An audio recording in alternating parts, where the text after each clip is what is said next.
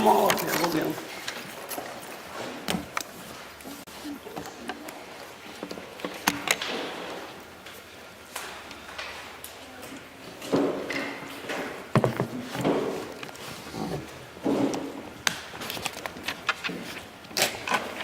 Jackie, you good?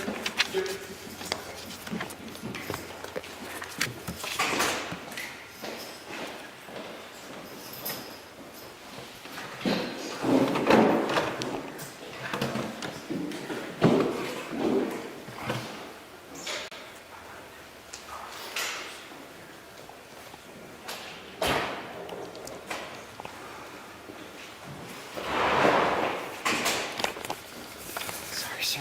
You're all right.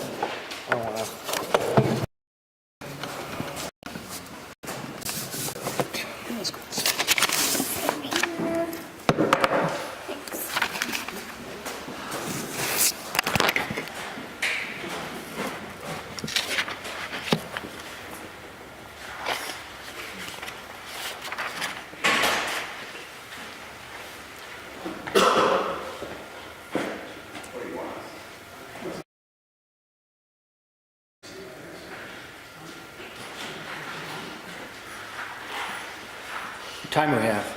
A couple minutes.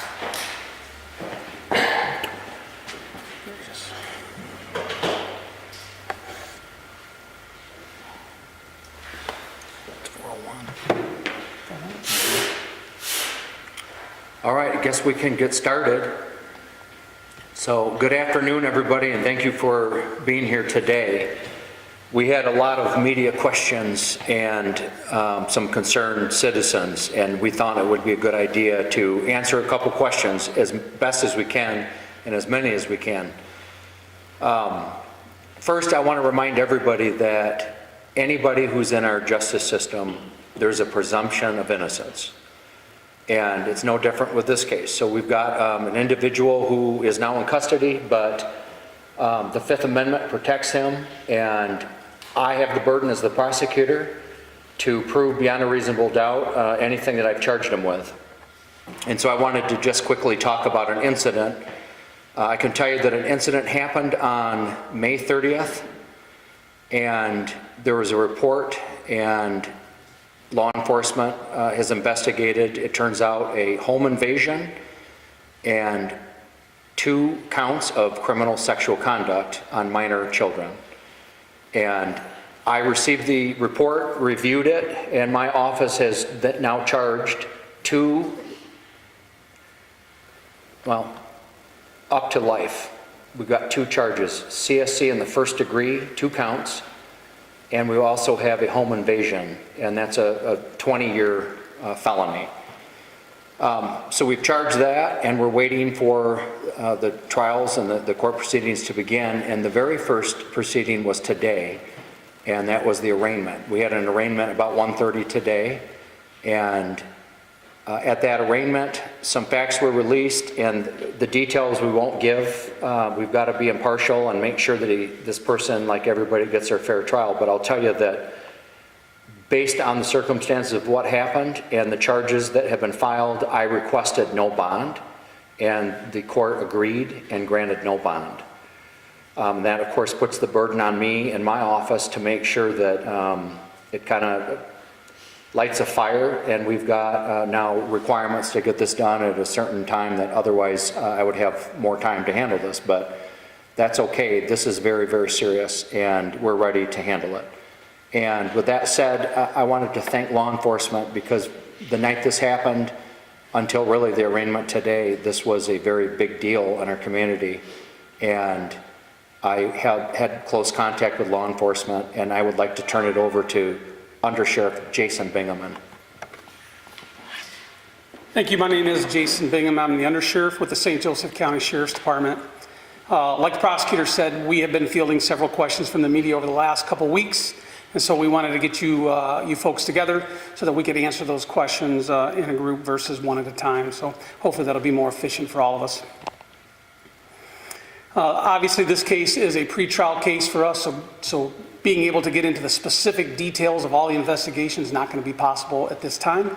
But we are going to try to give you some insight into what led us to the apprehension of this suspect. I'd like to start by saying this.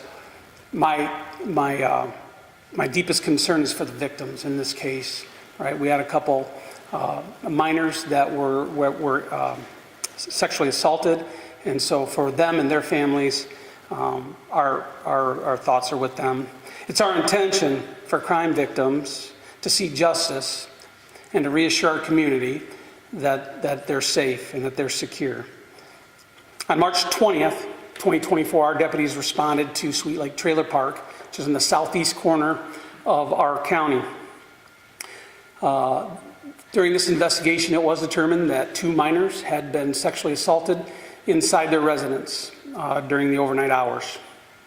In a short amount of time, we had a person of interest, and the investigation led us to the suspect in this particular case.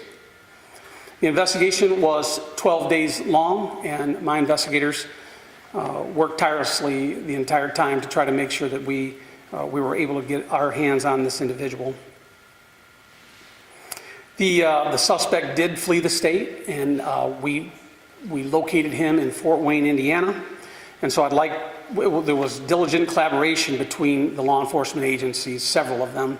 But in particular, I'd like to point out the help that we got from Fort Wayne Police Department, their Vice and Narcotics Unit. They helped us tremendously in the apprehension of this individual.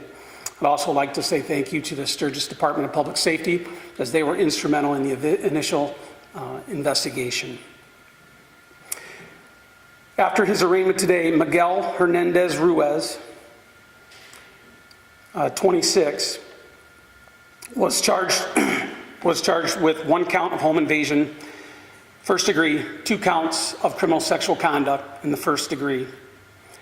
And he's lodged in the St. Joseph County Jail at this time with no bond. He also has an immigration detainer. Hernandez Ruiz is a Mexican national, but he was residing in the city of Sturgis at the time of this incident. His status is simply that he came here in 2021 on a temporary work visa. That work visa expired in December of 2021, and he remained here. We continue to work with the prosecutor's office to make sure that due process is going to happen for the suspect and our victims in this case. I want to express my gratitude for my staff and their effort that they put into this, because it truly was 24 hours a day until we got him apprehended, and so my thanks go out to them. We are going to try to answer a few questions that you might have in reference to this, but again, bear with us if it's just something we can't answer. There will be an updated press release that we're also going to send out, but it basically is highlighting a lot of the same information that we've already discussed today. Has there been a motive that has been established? I can't answer that. That'll be something that'll come out in a trial setting. Yes, sir. The parents said that they saw a vehicle leave, quote, the park, that maroon Jeep Commander. What park is that? Is it adjacent to the, or I guess it's the trailer park? That's correct. It's Sweet Lake Trailer Park. Okay. Yes, sir. Do you know if there's any relationship between the man and the girls? Like, was he a friend of the family, or was this just random? That's another thing I think we should hold off until, that's evidence that will be introduced in a trial setting. And he had been at the house once before? Again, I don't want to give anything away that's going to be used or offered up as evidence, unfortunately.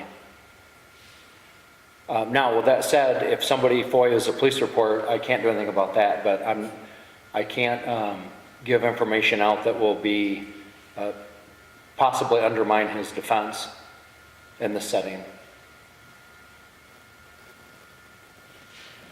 The suspect is found guilty. Would he serve his time in the U.S. before being deported? Would he be immediately deported? How's that? He'd serve his time first, and then ICE would take care of the deportation issue.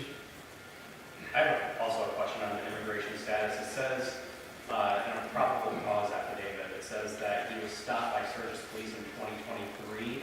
Was there anything happened with his immigration status then as well? Because that's after that 2021 visa expired. Yeah, and I don't have that answer for you. What happened with the Sturgis Police Department, their contact with him? Are you all in for to provide the ages of the minors? We are not.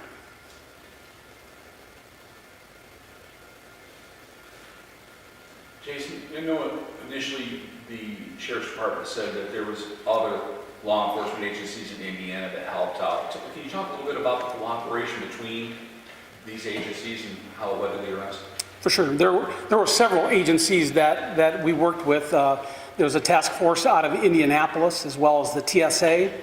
I've already mentioned our cooperation that we've had with ICE. And so there were multiple people. And so essentially we knew that the suspect was in the Indiana area. But certainly knowing his background, we were concerned that he was a flight risk. What connection did the suspect have to Indiana?